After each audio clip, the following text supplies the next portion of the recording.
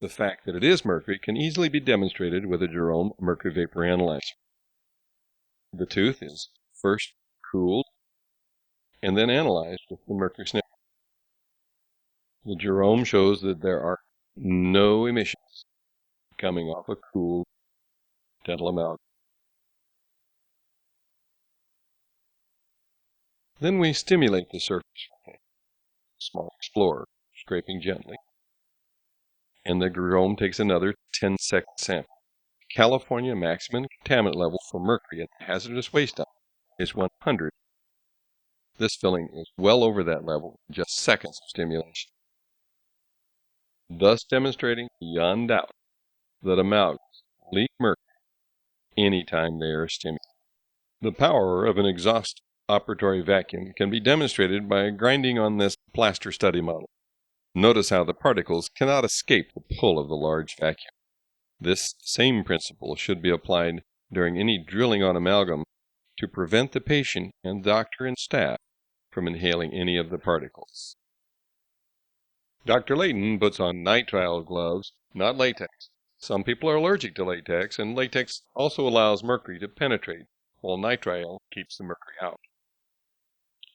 We start by draping the tooth with a rubber dam and isolate it so that from the rest of the mouth. Then we place a vacuum both below and above the dam. Since some mercury vapor may penetrate the latex dam, the patient holds the large vacuum near her chin to capture any vapor or particles that escape the other vacuums. Notice how the big vacuum gobbles up its cleaners. The patient's nose should also be protected with either static or, better yet, positive pressure air, since the nose is so close to the work area. The doctor and the assistant should be protected as well. They can have positive pressure air masks or the Mine Safety Association mask.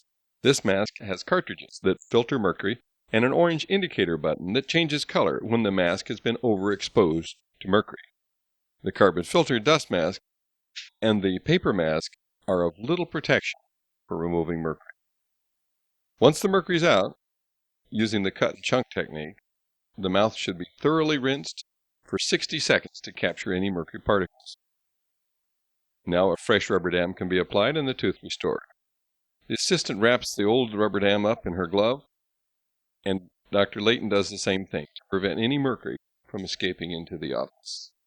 The alternative to latex protocols and cleanup can be found on the IAOMT webpage at www.iaomt. Now that you've seen the smoking teeth video, many people will want further information.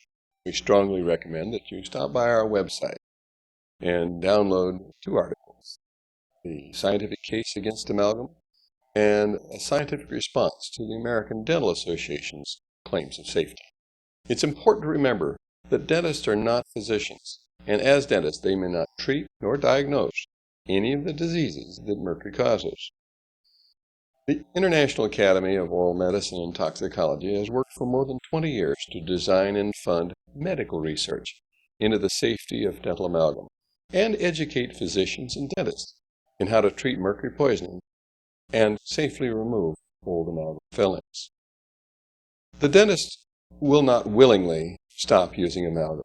Over the last 2 decades, about 1 out of 4 dentists has voluntarily stopped using this material in their practices.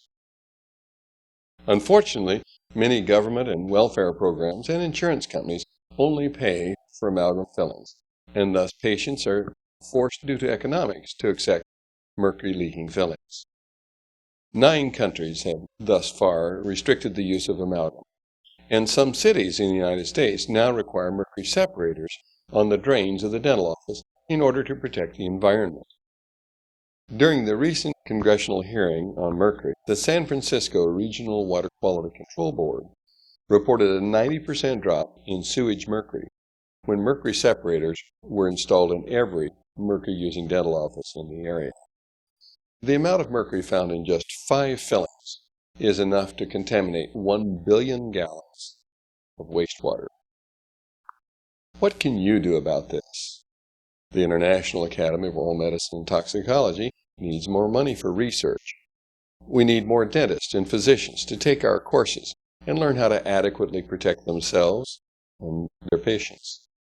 The environmental laws we currently have in place are sufficient if only those responsible would enforce the laws.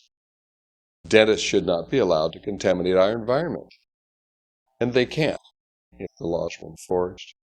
The dentist should not be allowed to poison their staff, and they can't if the occupational health and safety laws were enforced. The whole solution to this problem can be summed up this way. 1. Make the government stop requiring mercury fillings for poor people. 2. Make the dental schools stop teaching students to use mercury and require them to comply with the existing environmental and occupational health and safety laws. 3. Make the dentist do the same. 4. You take the time to make a phone call to your legislature and demand action. And 5. Insist that your dentist receive adequate training before you have any more treatment.